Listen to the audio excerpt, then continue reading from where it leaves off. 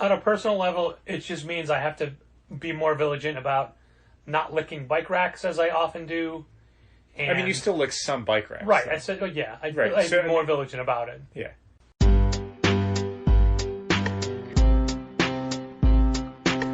Come on and visit for any occasion. Don't keep patting out waiting. Comics and conversation. Keep the conversation moving along.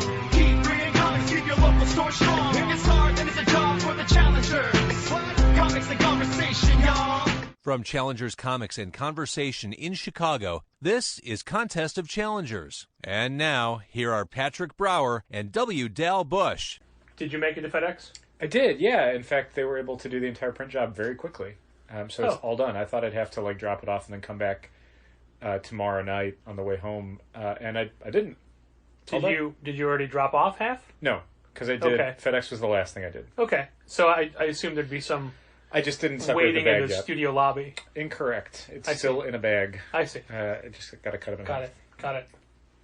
I got a very interesting phone call today at Blue from a club member from Bucktown. Okay.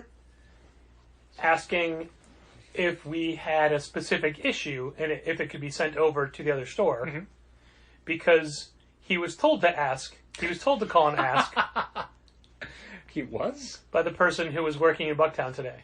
What was the book and why did they need to call? Because Kent couldn't call. It was X-Men Fantastic Four #2. Okay. It was probably because this person also had a question on where to find action figure parts. Okay. So it was probably because they called over to Bucktown and were probably told, I don't know, maybe Patrick would know, why don't you call him? Okay. And if you're calling him, ask for that book you wanted. So this subscriber wasn't named Charles, was he? It was indeed, yes. Okay, because I already had set issues 1 and 2 aside for him, which is why we didn't have it on the shelf. I just hadn't emailed him yet because I hadn't done the second part of his request. Right. Yes. I see. Yes. I see. So yeah, Wait, when did you set them aside? when I stopped in the store around. Oh, so you did stop in the store. Yeah. Okay. Usually I will stop in the store last, but because I needed to replace the battery in the smoke alarm. Oh, right. I forgot about that story. I wanted to do that first, so in case there were any complications or delays, that wouldn't be something that was adding on to my trip home. I could just make sure that was taken care of, and it went super fast. We just got the ladder out, Kent went up on the ladder, immediately replaced the battery, no problem. Was it a 9-volt? It was a 9-volt. Okay. Now I've got an extra. Teamwork. Because you can't buy one 9-volt battery, No, it you turns can't. out. You gotta buy two Gotta buy packs two. or higher. 2 or more. Yeah. Kent had also called over with an issue with the internet, Mm-hmm.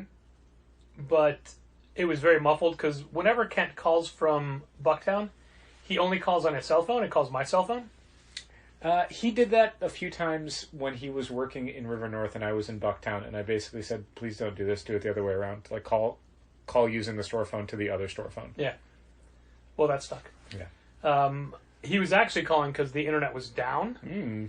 but I had said, did you check the phone line? And he said no. So he didn't know the phone was down when he did it. Okay. Basically, somebody from AT&T came in and said, hey, I have to work on the internet in the back. Uh-huh. So Kent assumed it was for us and let them in, and they wound up disconnecting our internet. Oh, great. Now, before he called me, Kent went back there and said, hey, man, you just disconnected our internet. Uh-huh. Then he called me and said, what should I do? And I said, this isn't for us. If there was ever going to be a work person coming in to do something on HVAC or cable or whatever, Any utility. we would tell you. Yeah, and honestly, we would try and establish it on a day that one of us was working. But if it was definitely going to be on a If it was the other Thursday, way, there would be a note Yeah. saying, there is X person from Y business coming in, be aware of it. well, he said it happened in the middle of a transaction, Yep, that sounds about right. and whilst he was talking to me about it, it came back up. Yeah. So I guess it was okay, and I hadn't heard back. I really hope that what Diamond Tech Support did this week fixes the mysterious... Guess we'll find out on Sunday, because it's only ever on Sunday that a Yeah. point-of-sale system breaks. Yeah, it just doesn't Yeah. record. Did you tell him that was, in theory, fixed? I did, and I also reiterated, if it happens again, write down everything in that transaction. He's like, I might just start taking photos. I'm like, I don't care. As long as there's a record of what you Yeah. sold, I don't care how you do it. Should he immediately call you as well, just so you know? You're No, prepared just to call Diamond? I'd said just leave a note or I think I maybe said let me know, but I don't need to immediately know because You rush over there and do everything on your phone. Because the first couple times it happened, it's I can't fix this. I don't know what to tell you, man. Now that Diamond took a run at it, hopefully they fixed it. If they didn't, it's another phone call and a longer version of tech support, but we'll see. Yeah. So, Dal, Patrick, on this very episode of Contest of Challengers, a comics industry business podcast on the Yak Channel Podcast Network in Chicago, we have two different major topics to discuss, and I don't know in which direction you would like to start. I don't know. Both of them are bad ideas. Okay. That's a joke. Both of them are things we just posted news articles to the website. Sure. I mean, I guess we can talk about the one that's probably going to affect more Americans than a new publishing company. Okay, so bad idea. So bad idea. Yeah, it is. It's so we're talking about COVID-19, the coronavirus. Yep. Which, as I think we talked about last week for a little bit. I hope this podcast is not how anyone in America learns about a global pandemic. Yeah. I really hope. I hope we don't have to set up what COVID-19 is and what steps you should take to prevent yourself from contracting it and spreading it. So by all means, if you're the what now? Please stop listening to this podcast immediately. Get on the internet, search what is coronavirus, and one word. Follow all the steps that are listed there as to what steps you should be taking as an American. Why don't you just right now go wash your hands anyway? We'll wait. I hope you're listening to this podcast in a clean room, deep under the earth, with adequate but not substantial ventilation. Yeah, we don't want to go overboard. No, of course not. So the obviously we talked, I think, last week about... We did. We talked about how about Emerald City Comic-Con was affected. Yeah, the postponing of Emerald City and sort of how... I guess what a difference a week makes. We'll just say that. Yeah, I mean, we had kind of talked about the idea of it potentially being something that could be a greater impact than just one convention somewhere in Seattle that was having an outbreak. And of course, this week, there's been a slew of huge impacts across America in the last just few days, as far as theme parks closing and travel bans and sports seasons. Major sports just going on hiatus. Not due to salary hikes. Yeah, for once. Disputes. I should have said disputes and not hikes. The last few days, it's been fluid enough that the NCAA had said that they were going to do the March Madness basketball tournaments without crowds, and now they've said they're just canceling it altogether. Yeah, and the Major League Baseball canceled spring training. Yeah, and they're pushing back the start of their season, I think, by at least 2 weeks. Yeah. The NBA is totally on hiatus. A bunch of major motion pictures have had their release dates pushed back or just taken off the calendar. There's basically not a new wide release movie coming out in theaters until April 10th. I think you forgot Bloodshot. Well, Bloodshot already came out, so that one doesn't count. Okay. But going forward, there's basically nothing until April 10th. Wow. Yeah. Looking at this on the macro level, do we get reimbursed for Regal Crown Club? I don't think so. Regal there's nothing stopping... I mean, Regal itself isn't closed. If Regal closes, maybe. If you can't go see movies, but they're never promising you that you're going to get to see good movies. Frankly, we rarely see good movies, it feels like. I think in that instance, it would take an actual theater chain closure. Sure, and that was, of course, not a legitimate question. No. But as more and more things close or prevent and stop, sure, I feel that we are very much, and by we I mean not only challengers, but Chicago, are on a wait-and-see attitude. A lot of people are definitely stocking up for potential long-term hibernation. If people have to self-quarantine, they want to make sure that they have all the essentials at home.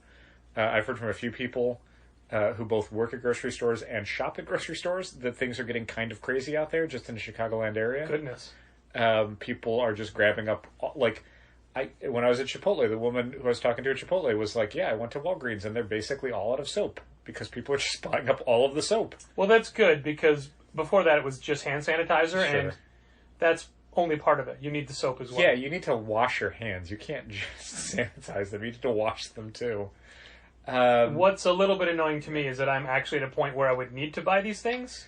Yeah, And I wonder if it's going to be an issue. Yeah. I was kind of thinking about going to Target really soon, and now it's like, I don't know when I'm going to get to go, and it might be too late. What do you mean too late? Oh my God, what do you mean too late? Too late. Yeah, certainly there's a sense in Chicago that people are taking precautions, but no one knows quite how much precaution to take.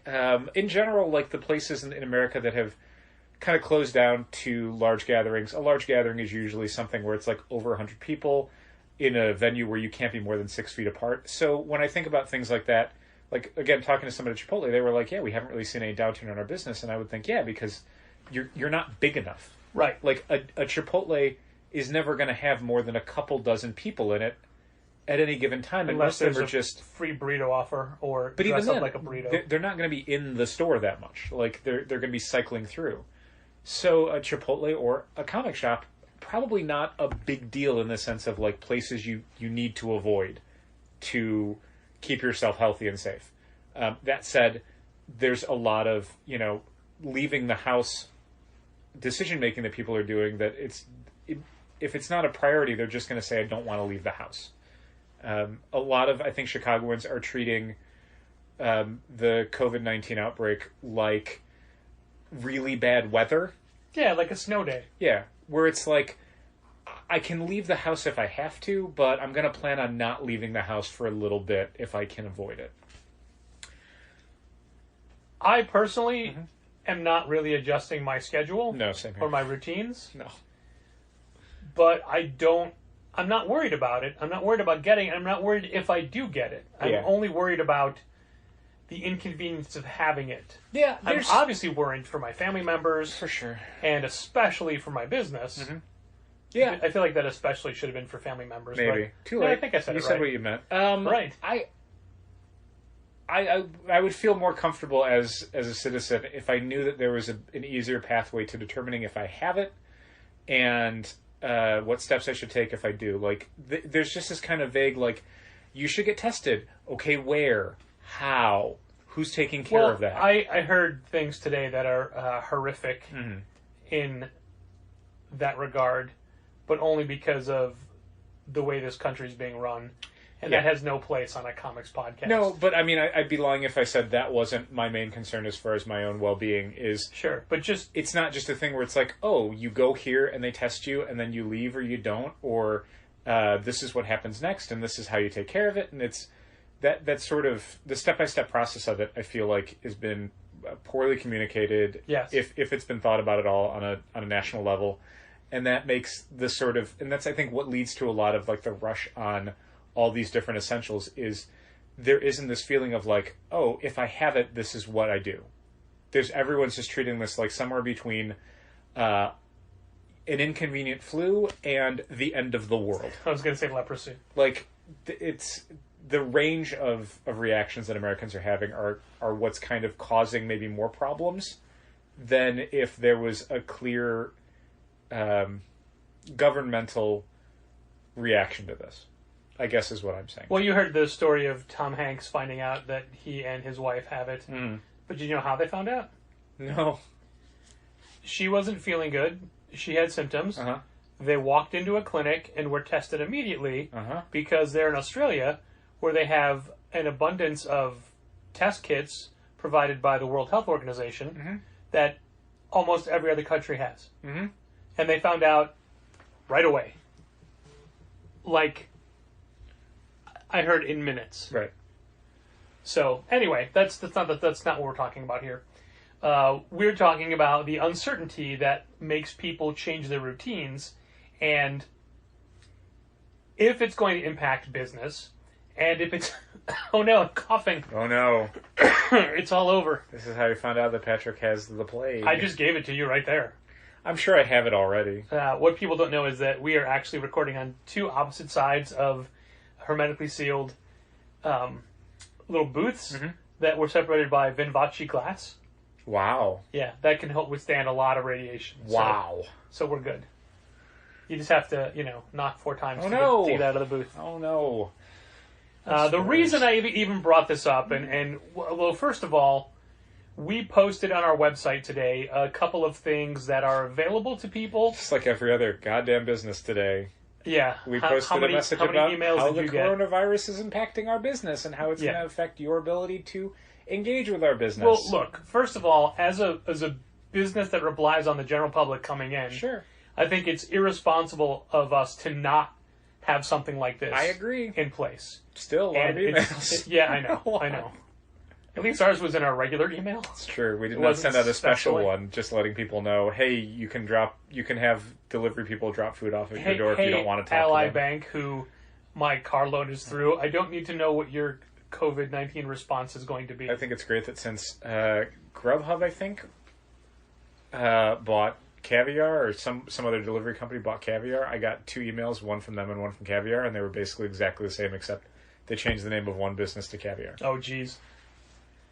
And honestly, the things that we're offering to do are things that we are kind of always offering to do. Sure, but this time we've codified it a little more. Yeah. So, like, obviously we're going to keep the stores hopefully cleaner than normal. Sure. Like, I did a lot of cleaning in River North today and a lot of disinfecting. And that's cool. I don't, like, at a busier store, I could see doing it multiple times a day. Uh-huh. Not as necessary in River North. Yeah. But, I mean, probably in Bucktown tomorrow, it's a good idea to maybe, like... Oh, no, it's going to be a clean day as well. Yeah, disinfect all the stuff in Sidekicks, those action figures, maybe. Sure. Maybe even just put them away for a while. Maybe. I mean, weirdly, kids seem to be not immune, but certainly not contracting it, so... What about pets? Dogs can't get it. Okay. Well, that seems the like World Health Organization actually tested that way. Okay. So we want to assure people that we are cleaning things more often than not. Uh-huh. And I like to think that our stores are fairly clean. Sure. But certainly most businesses have to say, like, we are taking this more seriously. Yes, and we definitely are. Yeah. I gave someone a little squirt of hand sanitizer when they felt like they needed it on Wednesday. Yeah, I feel like if it was more readily available, and I don't know that it isn't, like, we should have several out for regular use. Some businesses are doing that. We can definitely check tomorrow. Like, I'll check at Walgreens. Sure. When I go in. You can check at Walgreens when you go in, but sure. I don't expect to see any at Walgreens. Yeah, I was in last night and I didn't see any. Nope. But I also am never clear where it is in any given store. Sure. Like, what aisle, what products it's with. I find it like on an end cap. I'm like, oh, great. Sure. I'll be honest, I'm surprised there wasn't an end cap in Walgreens already with all the supplies you would need, like wipes and disinfectant. I kind of assume it's because they can't source them. Oh, that could be. That could be. It's not like they knew 6 months ago this is going to happen. So now when they're calling suppliers, like, send us more Kleenex, like, we can't. We're out. I mean, I do like showing people when it comes up, like, hey, look, we have hand sanitizer, we have Lysol, we have disinfectant. Sure. But here's the thing. We always have that stuff. Yeah, This isn't new. They're always right there behind the counter. Sure. And they are used when they are needed, but now that use is more often. Mm-hmm. And we have yet to have any of our coworkers express any desire to not be in the store because obviously, 100%, you don't want to come in, don't come in. Yeah. It's fine. And certainly if anybody seems like they're not well, we will ask them to not be in. Yes. Because it's not just their well-being, it's also you, the customers, and ours. Yeah, us too.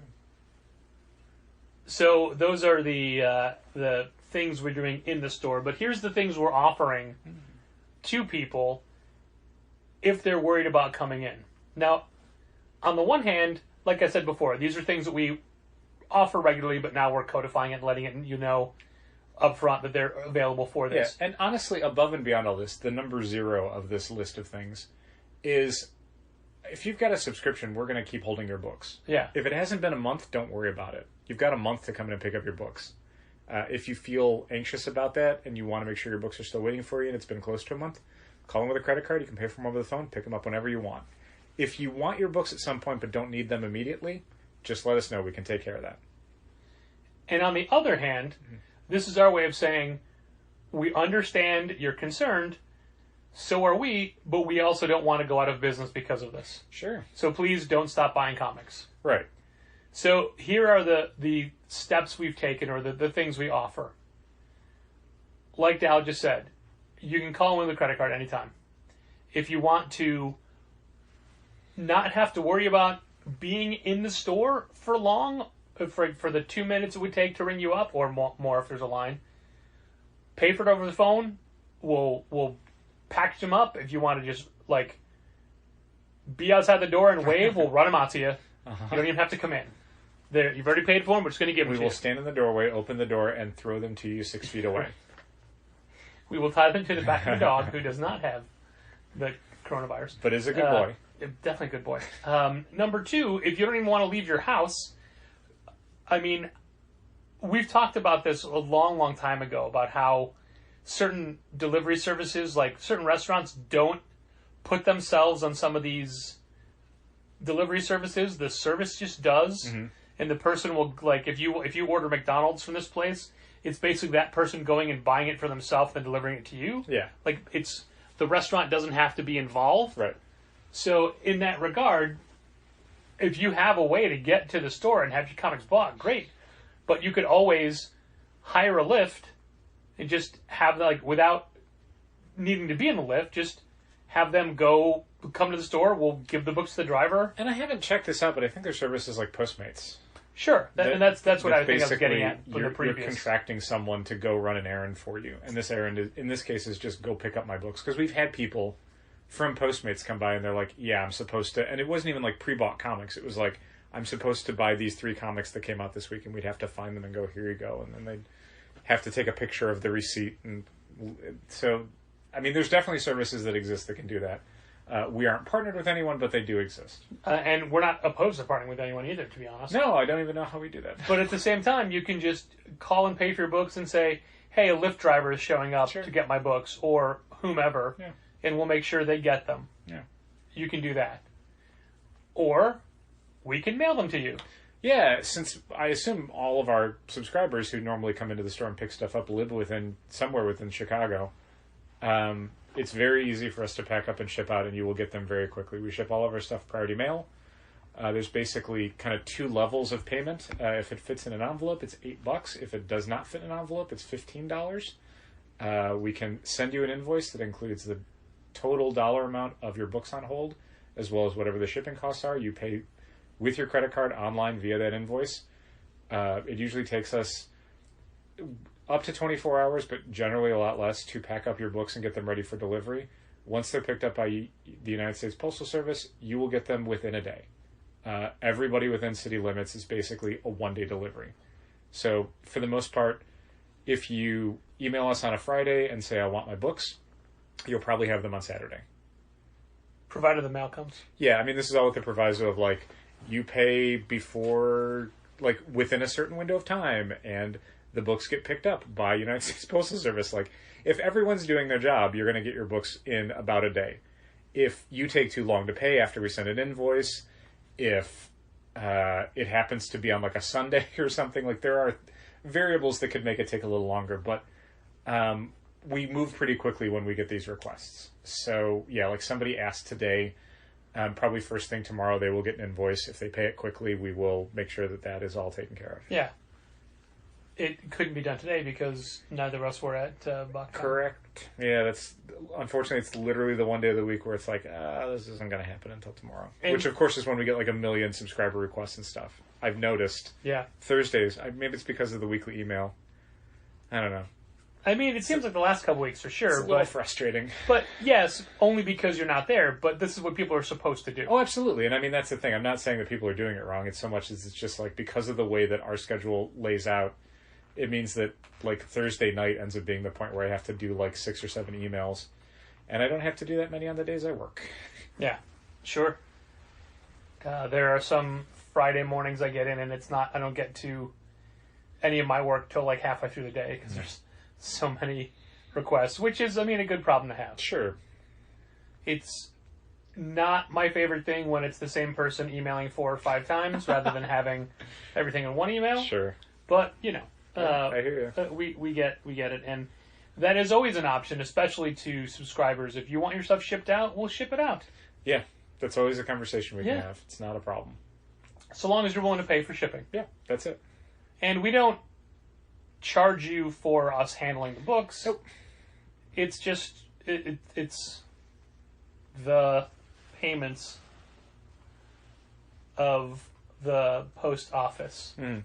Sorry, we both just got a text from Ryan Brown, so we're both distracted. Yeah, weirdly talking about what we're talking about right now. I had a few people ask today that I literally haven't gotten back to about it. I just want, like, part of me is like, I did this all day. So anyway, so that's what we're doing to try and help people who shop at our stores to be able to still be able to get their comics, but do it safely. There is kind of a larger discussion that I guess we'll be having right now, which is kind of how this is affecting comic shops, specifically Challengers. There's been a lot of talk amongst retailers about what a prolonged COVID-19 outbreak looks like. Certainly with people staying home a lot more and maybe their businesses and incomes being affected by the outbreak, that's going to have an effect on their ability to go to comic shops and buy comic books. Just in the near term, not even talking about the long-term things of like, what do conventions look like later this year? What does Free Comic Book Day look like? So, I guess we'll talk about kind of what we're seeing so far. Weirdly, this week, I don't see any negative impact, at least in Bucktown. Yeah, I'm going to say the opposite. Yeah. Since you're close to the loop, were you seeing more in River North as far as Wednesday and Thursday about people just not coming in? How would you even know? I would know by looking at the dollar totals, which are not good. You didn't. That wasn't literal, right? It's not literally a dollar total. I said dollar totals. Okay. There were 2 days there, though. So. Yeah. Well, I mean, Monday, Tuesday, Wednesday, Thursday of this week in River North barely beats last week's Wednesday. Yeah, I was, I guess, a little surprised because I thought Wednesday in Bucktown was pretty solid, and when you told me your number, I thought, I honestly thought it would be a few $100s higher than that. So did I. And Bucktown did fine today as well. Yeah, so I wonder if that's just the thing because Bucktown is a little bit more neighborhood-oriented, and River North is, despite the amount of high-rises that exist in River North, I never seem to see anyone who lives in the neighborhoods, maybe one or two people, but in general, everyone just seems like they work there, so when they're not working there, I imagine those neighborhoods are going to be pretty dead. I can tell you that I did see normal amounts of people on the street and passing by. And we did have a mom and a daughter come in and just buy comics. Okay. And we had somebody else new who had previously been up on the train platform and happened to look down and see there's a comic store and said, I have to make a mental note to go to that comic store. And they did. And it was very much I haven't read comics for a while, what's good? And they did select a single comic book with the, when you're dipping your toe back in, sure, fine. Like that to me is optimistic. That's somebody who saw there was a comic store, got excited. It feels like the majority of the people in the last 2 days are just people who had never been in before. Great. Very low club turnout. Uh-huh. Not that we have a large club anyway, but yeah, I think it may be because we are closer to downtown, and you said you heard from people that said that the trains were deserted, or offices were. I heard I think the thing I heard was that the loop was deserted. Oh, okay. Just as and that makes sense because a lot of businesses down there were letting people work from home or telling people not to come to the office, so that's going to have an impact on kind of everything that people do in that part of the city. Well, I heard that the trains are fairly empty, but I can tell you that parking is a lot tighter. Sure, okay. And Chris Revican had said that's because people are afraid to be on the trains. I guess that, I can see that. I don't, it's not changing how I'm going to get to and from River North. Right. Like, when I was coming home Tuesday night, I hopped on the 66 bus, same as always, and I did notice at the time, like, wow, usually I'm, like, pressed up to the front door because it's only standing room, and even like then they can't let more people on. Like a Deli case. In this instance, I was easily able to jump on, find a seat, sit down the whole way. Like, that is unusual, considering how it usually is Tuesday nights leaving River North. So, yeah, I guess that, anecdotally, yeah, it was a little bit more deserted than it has been the last few months. But Bucktown, yeah, it's more neighborhood-oriented. I saw what felt like a normal amount of people on Monday and Wednesday. It felt fine to me. I didn't see... we were talking about it. People coming in were talking about it. But I wasn't getting a sense of, like, we were being avoided or people were staying home. They were still going out and doing things, even if they weren't going into work. I was contacted by Sketch.com's David Harper, who's doing a piece on this. And his question was, is this impacting how you order, how you interact with customers, and how you do business? So I guess in that order, we are actually tomorrow or Saturday maybe. I'll be starting work on the River North June catalog. Yeah. No, is that right? May catalog. Yeah, March, April, May. Yeah, May catalog. And that's I don't think I'm going to be ordering differently. I'm not going to be trending numbers down because I assume people are going to be barricaded in their homes. But I mean, reasonably, like if we start to see a drop off, final order cutoffs are going to catch that. Sure. Like I think we'll have a clearer idea at the end of March what May's going to look like than we will, like right now, midway through the month. Again, this is a very fluid situation. A lot of things are getting canceled that a few days ago had people swearing up and down they would not cancel them. So I don't know. It's a very day-to-day, week-to-week prospect, and we're obviously waiting for the city to say anything about anything. Sure. But no matter what the city says, it's not going to affect how we do business. I don't think. Well, I mean that the overall concern is that it could be something where businesses flat out are told to close. I don't know that that's the thing that the city of Chicago would really ever do. It strikes me as something maybe outside of their reach, but it could create a situation where enough people think businesses are closed, or enough businesses are closing that people assume all businesses are closed, that you might as well be closed because no one's going to be showing up. Yeah. That I could see it getting to that stage. There's enough kind of businesses and community services closing that, next week, maybe that's something that gets talked about at a mayoral level. As far as how it's impacting our interactions with customers, I don't think it is. I'm not a very handsy guy to begin with, so I don't shake everyone's hand as they walk in the door, so that hasn't adjusted in any way. You and I think, both said that on Wednesday we spent a lot more time washing our hands. So that's happening. Obviously, we handle money. Yeah, and like on Tuesday, I was washing my hands constantly because I'm digging through boxes of books and stuff. Yeah. My hands get dirty real quick. Yeah, same here. So it's that element of it. I think we're both definitely more aware of. Like most Americans right now, we're a little bit more aware of, like, don't touch things, or don't touch people, or wash your hands more, or if you've interacted with something for a limited amount of time, sanitize your hands afterwards. All that sort of stuff. On a personal level, it just means I have to be more vigilant about not licking bike racks as I often do. And I mean, you still lick some bike racks. Right. So. I said, I'd So, be more vigilant about it. Yeah.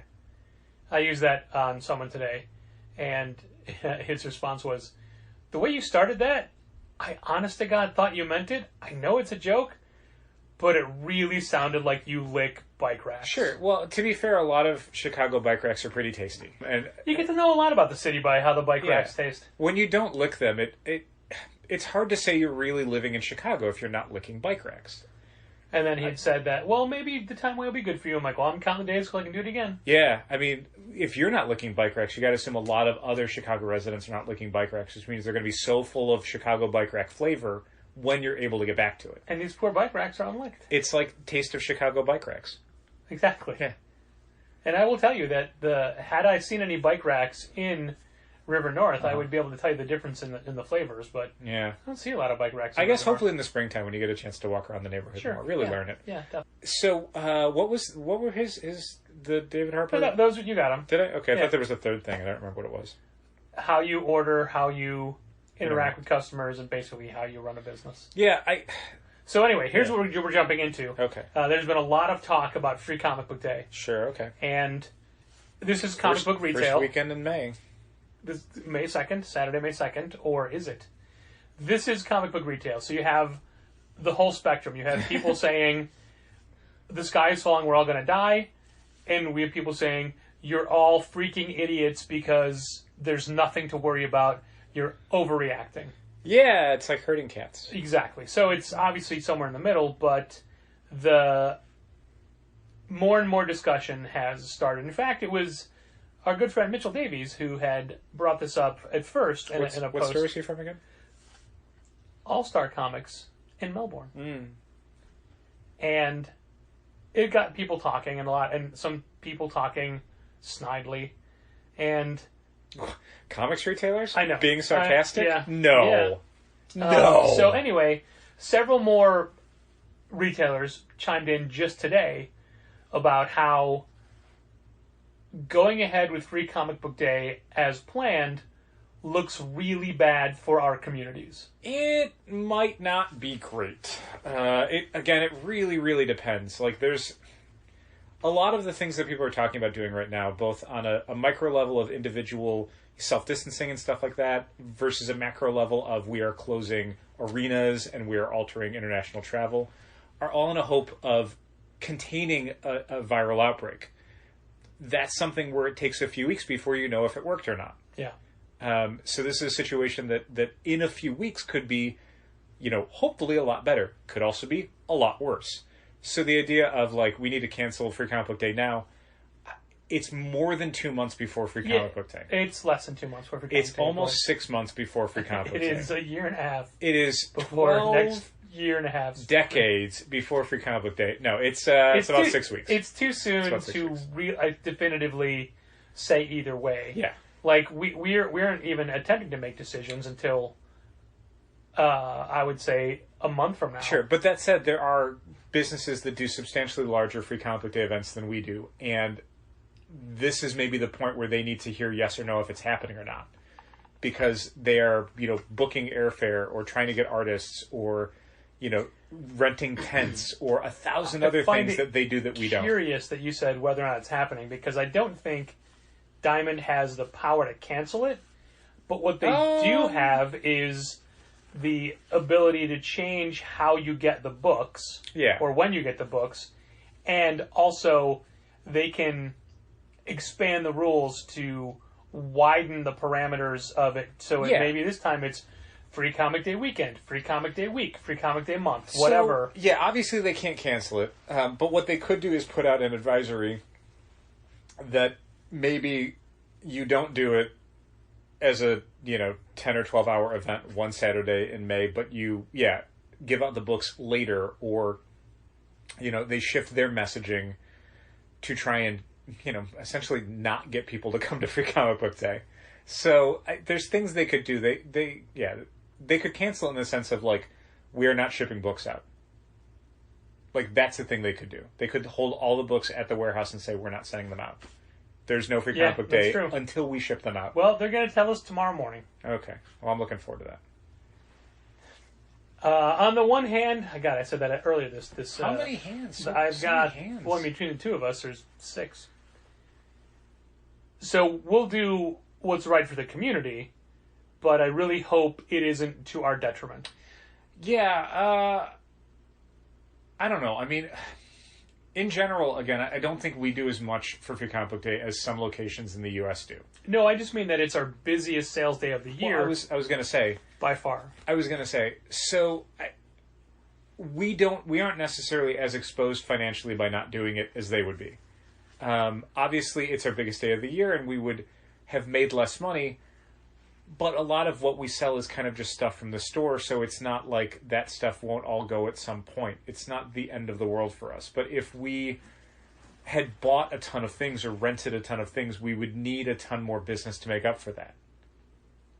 Since we don't do that, the books are kind of the big expenditure for us. Yeah. As far as Free Comic Book Day goes.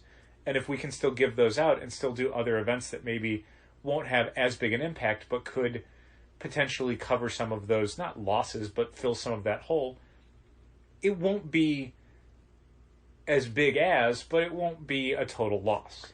Yeah, but also we were counting on this to bring more exposure to River North. Sure.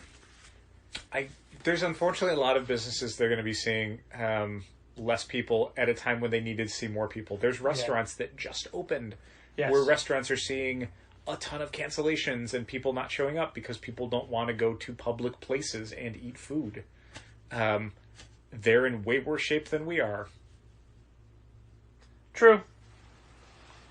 It's also, as we said, early to be talking about this, but I just wanted to bring it up because it was such a prevalent topic on multiple boards today. Sure. And it had a lot of people talking, and so many people. I mean, just in general, with the amount of things where, like, Tom Hanks is sick and weird cancellations of things, and I feel like I spent a lot of today reading updated news about the coronavirus, more than I have any day since that outbreak was announced. Yeah, I'd agree with that on my end, and also more than I wanted to. Yeah, absolutely. I mean, I did not exactly go out like digging for more information. It just kept showing up.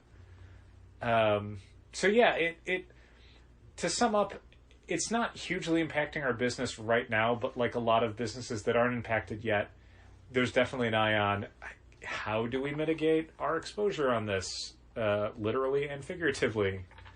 And hopefully, yeah, I mean, we're doing everything we can internally to make sure that the people who shop at our stores are safe and that they are still able to enjoy the comics that they've been enjoying.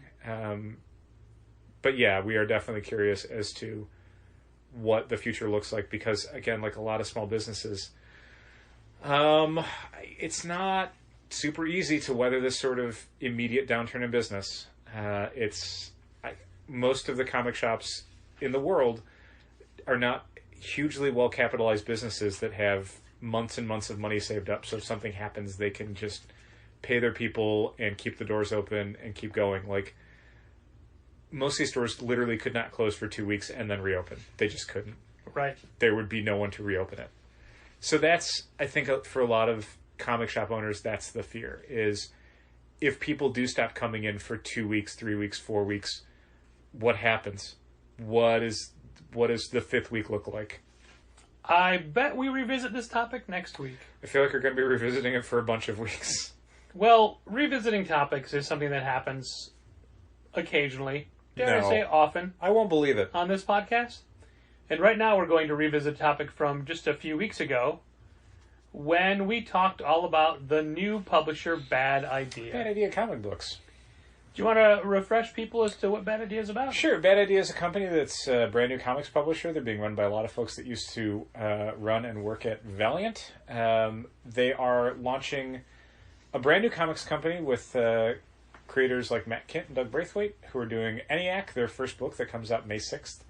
The big thing about Bad Idea is that they are independently distributing their own books. They are not working with a distributor like Diamond to get into comic shops worldwide. They are distributing themselves, and they are limiting the amount of shops to, as it starts, 100 shops worldwide. To be a Bad Idea shop, you had to submit an application and go through a little bit of a vetting process. And from those applications, they picked 100 stores in the United States and around the world to be the initial distributor, to be the initial sales points for Bad Idea comic books. They will eventually add more shops, but to start with, it is 100 stores. That 100 stores is a little bit of a misnomer. Yeah, eventually, when they initially announced it, they said 20. And then after what they said was a large amount of interest, they decided to raise that number to 50.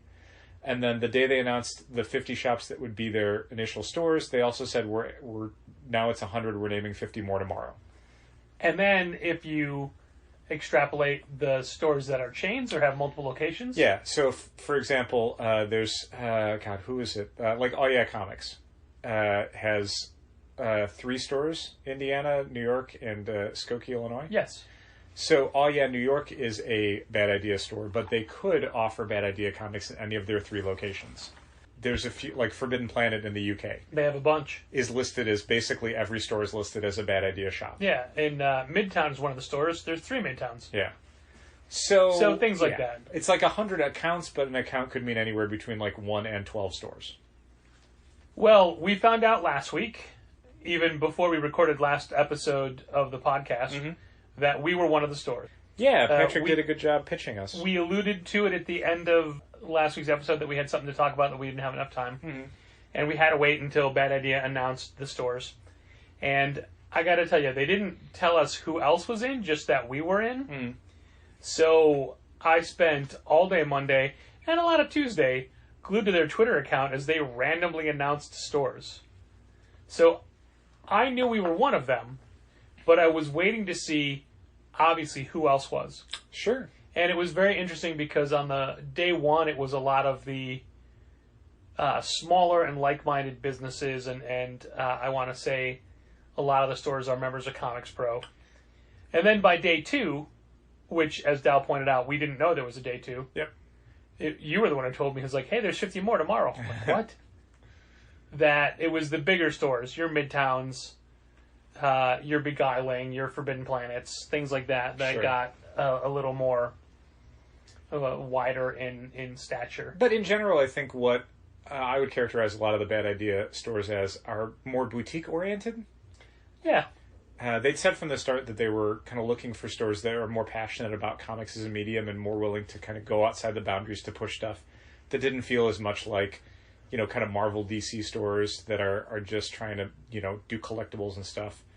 And yeah, I mean, I think that definitely is how we would describe Challengers. We don't like pricing things up. We like the idea of selling stories. So yeah, being a part of Bad Idea's launch was something we were interested in because we like those guys in general, and we were interested in how this model would work. I definitely had, not trepidation, but I had some concerns over some of the specifics of how a Bad Idea store is supposed to operate. And so we'll see how that works going forward, like what we're seeing as far as positives and negatives of their approach. But I appreciate them trying something new, about trying to do something to get people excited about single-issue comic books. After we talked about it last time, but before we made our final decisions about even trying for this, Dinesh Sandasani was on David Harper's podcast, and he detailed a lot of what they plan on doing, and it was informative, and you can find that on Off Panel's podcast. Cool. And there are specific rules with them that we talk about. We have a dedicated page, or a news article on our website about how this is going to work moving forward and what we're doing as a Bad Idea store. And there's rules we have to follow from them, and there's certain rules that we... Can we talk about those rules? I mean, what I was going to say, there's certain rules we put on the page. No, but I mean, can we talk about the rules but they gave us? We're going to talk now about the rules that I was leading up to that. Okay. You jumped in. Sorry. I think we'll mention some of the stuff. Like, Sure. I mean, I don't we want didn't to talk sign about anything everything. that we couldn't talk Okay, about. I didn't sign anything at all, so that's why I was curious. I signed your name. You did, but in your own blood, which is weird because I leave a lot of it How do I lying still around. have that? I leave a lot of it lying around. I am a little sloppy with my blood.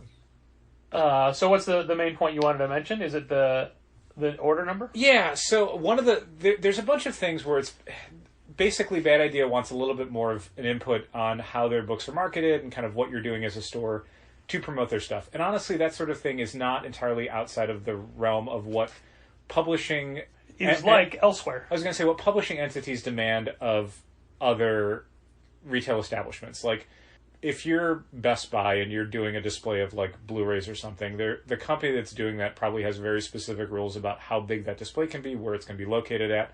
They want a lot of control over how their stuff is shown. Comic shops don't usually have that agreement because usually the publishing companies don't do a lot to promote anything. If a Spider-Man comic's going to be promoted in a comic shop, largely it's the store deciding how they're going to promote it and if they're going to promote it. Marvel is not doing a lot for a random issue of Spider-Man to make that viable for stores. They might send out promo posters for new series, but oftentimes those promo posters show up the week the book comes out. Yeah.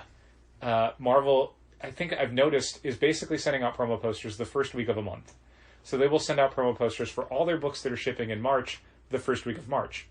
Well, if you look at a calendar, you'll see that there are 4 Wednesdays in March, and the first Wednesday is when you get the books for the first week of the month alongside the promo posters for the entire month, which means 1/4 of your month you cannot effectively promote in advance if you're using promo posters supplied by Marvel. It's not unheard of to get the promo poster after the book has come out. Yeah. So the promo posters, things like that, are done almost grudgingly, as though Marvel would rather not do anything but fine, here's our promo poster, you maniac, demanding things of them. So a company like Bad Idea suggesting, like, look, we want, prominent placement for our books. If we're giving you stuff to promote the books with, we expect you to use it.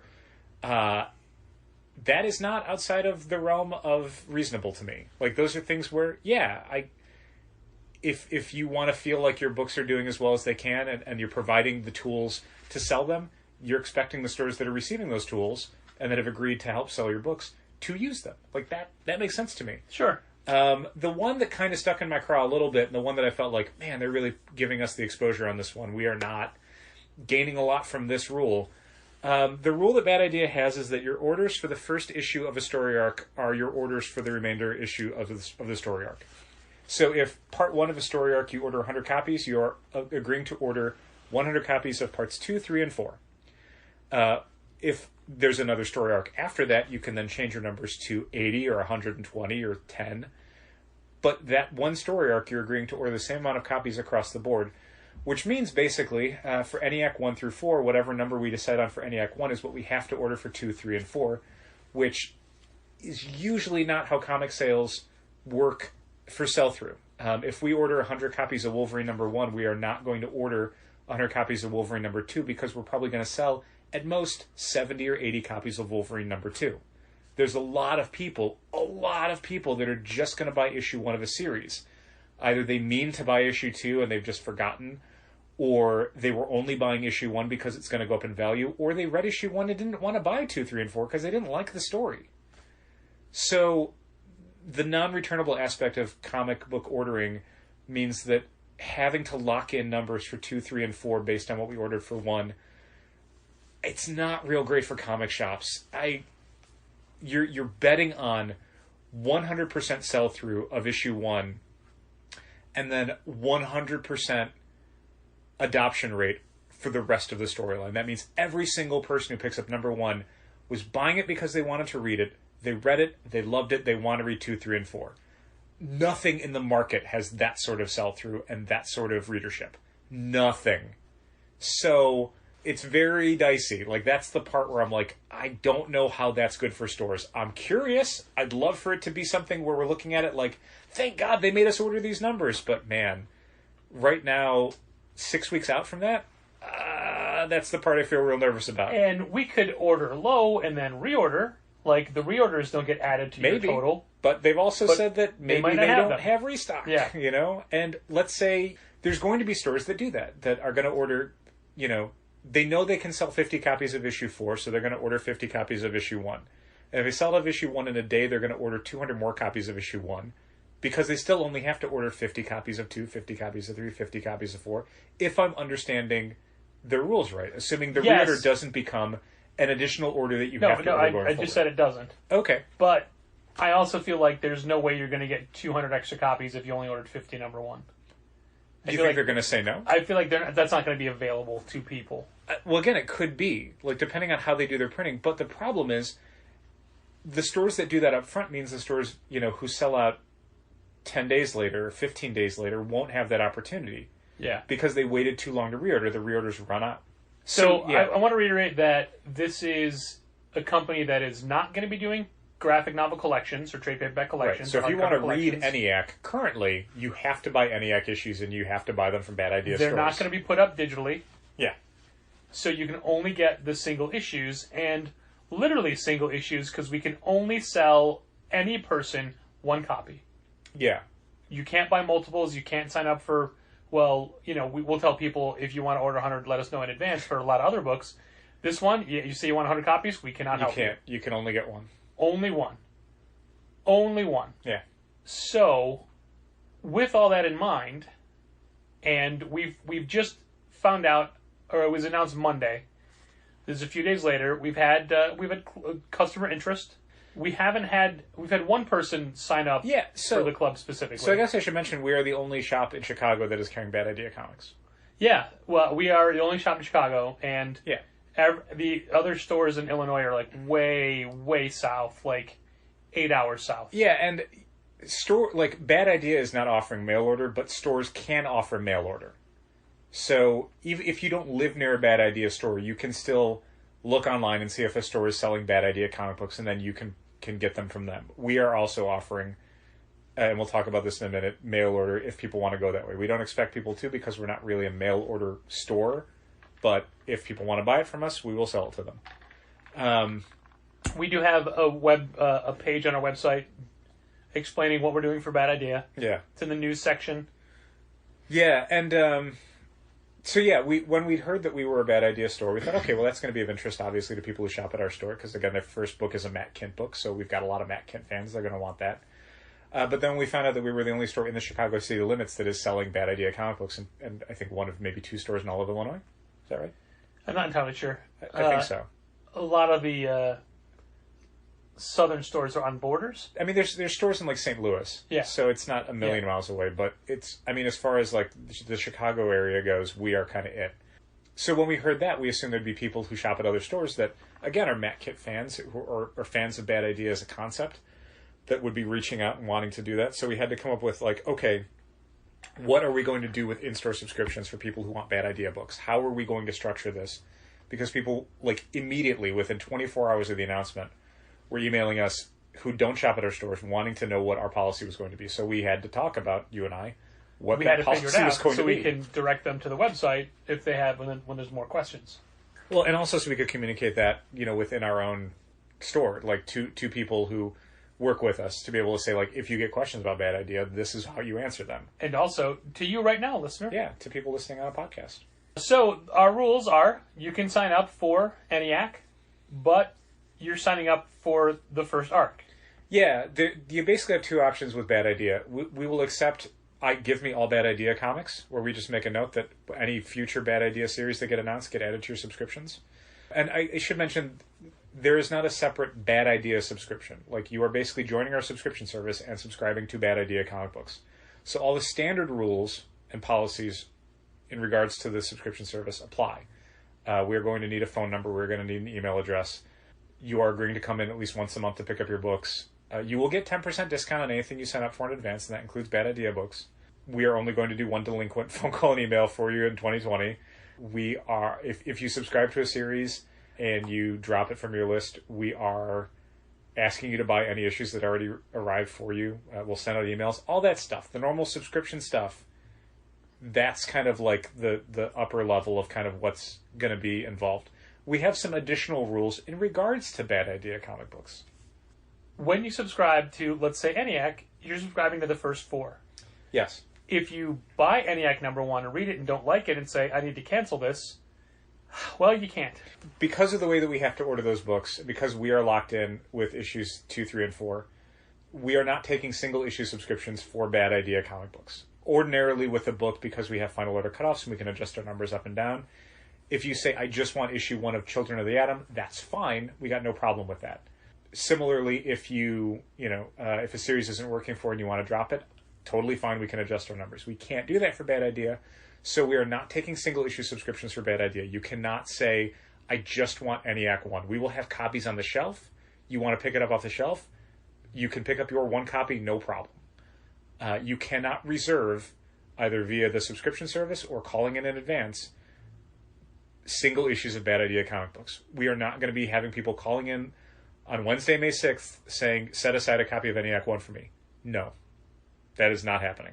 And when you do sign up for the subscription service, you are signing up for the arc. You can quit at issue 5 if you want, or you can keep going. That's fine, too. Sure. Now, we know that seems wildly unfair, but we just need to protect ourselves in this situation. Sure. And it's only 4 books. Yeah, and I'll say this. I don't think it's wildly unfair because no one's making people sign up for the subscription service. Yeah, Once again, you want to come in and buy only ENIAC issue number 2? Come on in. We have 2 stores that'll be carrying it.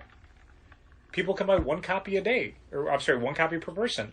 So as a result... Yeah, 1 per person total. Yeah. Not per day. Yeah, this isn't going to be a thing that I expect us to immediately sell out of in a day. Like, we're going to hopefully have some for a while. Because we're excited about the book and want people to get a chance to read it. Yeah, you can just come buy it. If you feel like these policies are unfair in some way or not to your liking, just come in and buy it. That's fine, too. We are doing what we have to do to protect ourselves, but we are still selling this book. Do you have a number in mind yet for what you would think this would be? I don't. I'm kind of waiting to see what people say as far as subscription stuff goes. And like how a lot much of more books. they promote it. Yeah, like a lot of books, I kind of need to see what our subscription numbers are before I really nail down a number in my brain. I definitely have a range I'm thinking about, low end, high end.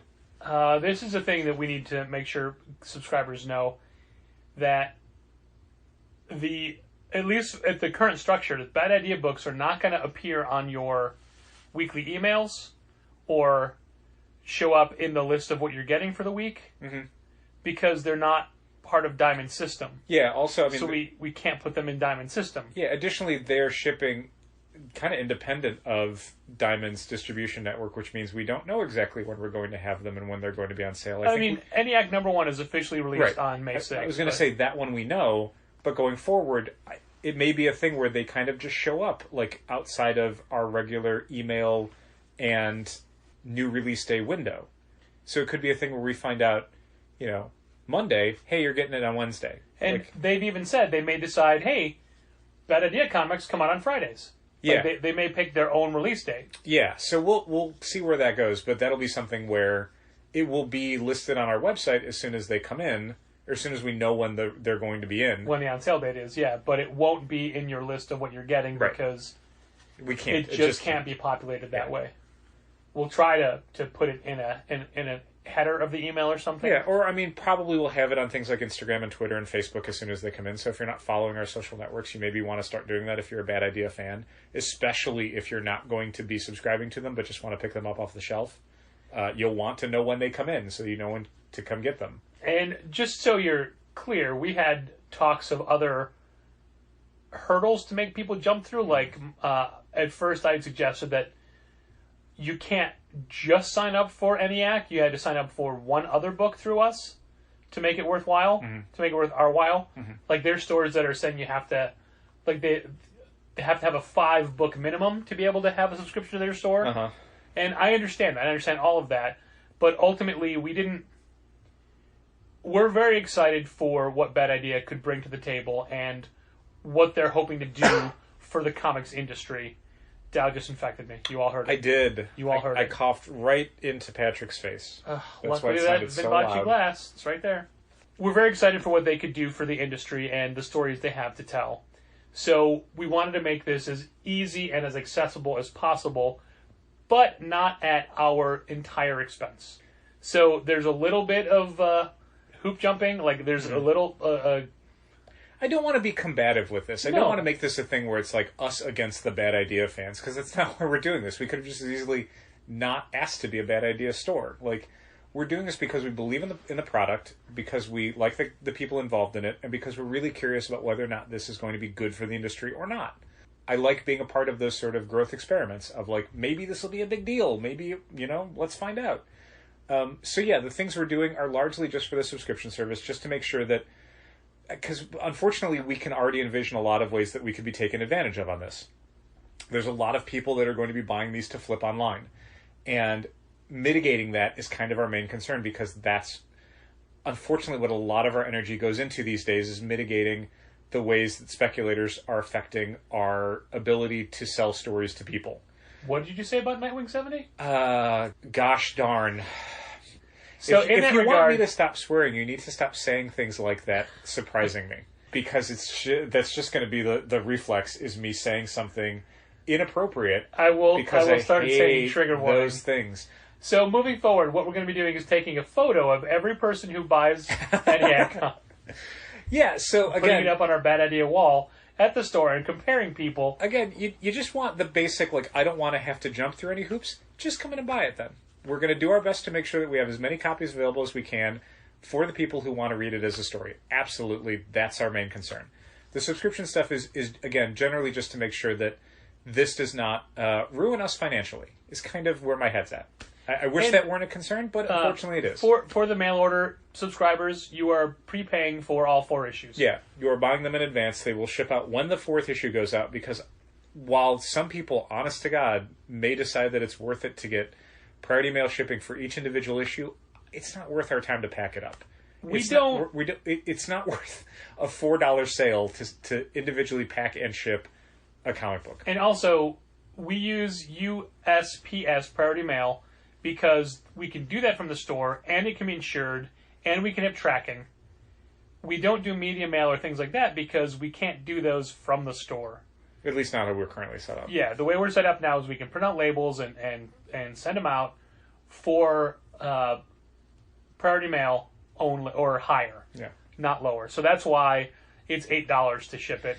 And it looks a little bit weird on our website if you pre-order it from our website, because the books are $4 a piece, but it's $18 if you need to buy the set. And that is because of way the postage is calculated on our website. Yeah. It's $26. With shipping, you're paying $26 for the first 4 issues of ENIAC to be shipped to you after issue 4 comes out.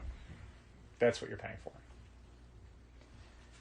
Obviously, if anything changes, we will update our website as soon as possible. Sure. We came up with a system what we thought benefits everybody and doesn't limit the scope of what they're trying to reach. Yeah, again, I mean, our hope is that a lot of people read the comics and enjoy the comics. That's the whole reason we want to be a part of this. So, yeah, we're going to do what we can to make sure that it's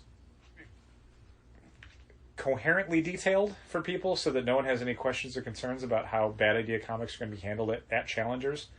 They will be available at both Challengers locations, River North and Bucktown. So if you shop at one of those stores, we will definitely have Bad Idea comics there. Did you see Matt Kent got a Bad Idea tattoo?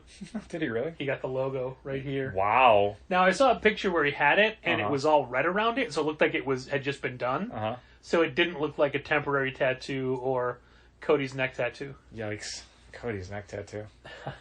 So that is how dedicated he is Cool. to this endeavor. That's very cool. And look, if the whole thing is a failed experiment, they told you from the beginning it's a bad idea. Yep, they're pretty upfront about that. But to reiterate, we are very excited to be a Bad Idea store. Yeah. And we cannot believe we're the only Chicago store.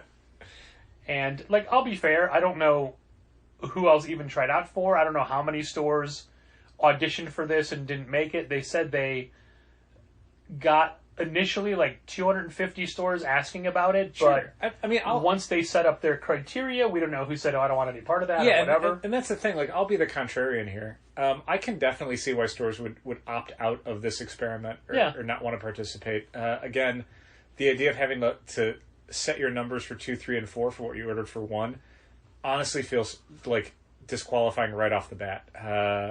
It's the thing that I am the most nervous about, so I can understand stores that are like, I don't want to shackle myself to that. It's not worth it. Additionally, as noted, it is unusual for publishers in the comics industry to have any control over how their books are promoted in stores. So I can understand some stores that value their autonomy looking at those terms and saying, no, thank you. There are a few things where you had told me, Patrick, kind of what your discussion had led to and hypotheticals they gave where I'm like, I don't like that. I don't like that they could say that's how you do things in your store when that's not how we do things in our store. So, yeah, I get it. I get why maybe some stores are like, I don't want to be in this experiment because I don't see how it values me. Hopefully it values the entire industry. I hope so. We'll find out together. Sure. Thanks for listening. And keep reading comics. And washing your hands. This has been Contest of Challengers. Thanks for listening. Keep reading comics. Challengers is located at 1845 Northwestern Avenue in the Bucktown neighborhood of Chicago. 773-278-0155. And in the River North neighborhood of Chicago at 750 North Franklin Street, number 103, 312-285-2252. Keep up to date with new releases and events at challengerscomics.com. Like Challengers Comics on Facebook, follow @Challengers on Twitter, and help fund this podcast at patreon.com/challengers.